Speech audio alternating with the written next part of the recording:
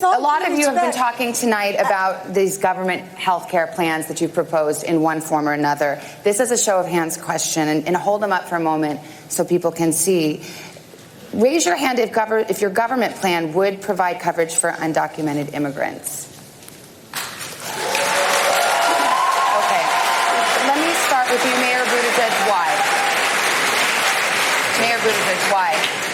Because our country is healthier when everybody is healthier. And remember, we're talking about something people are given a chance to buy into. In the same way that there are undocumented immigrants in my community who they pay sales taxes, they pay property taxes directly or indirectly. This is not about a handout.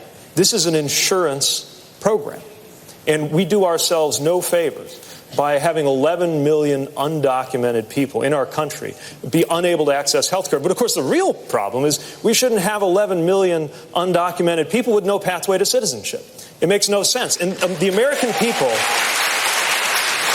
people agree on what to do. This is a crazy thing. If leadership consists of forming a consensus around a divisive issue, this White House has divided us around a consensus issue. The American people want a pathway to citizenship. They want protections for dreamers. We need to clean up the lawful immigration system, like how my father immigrated to this country. And as part of a compromise, we can do whatever common sense measures are needed at the border. But Washington can't deliver on something the American people want. What does that tell you about the system we're living in? It tells you it needs profound structural reform. Vice President Biden, I believe you said that your health care plan would not cover undocumented immigrants. Could you explain your position? I'm sorry, I beg your pardon. I believe at the show of hands you did not raise your hand. Did you raise your hand? No, I did. Okay, sorry. So you said they would be covered under your plan, which is different than Obamacare. Yes, but here's the thing. Can you explain that change? Yes. You cannot let, as the mayor said, you cannot let people who are sick, no matter where they come from, no matter what their status, go uncovered. You can't do that. It's just going to be taken care of, period. You have to. It's a humane thing to do. But here's the deal.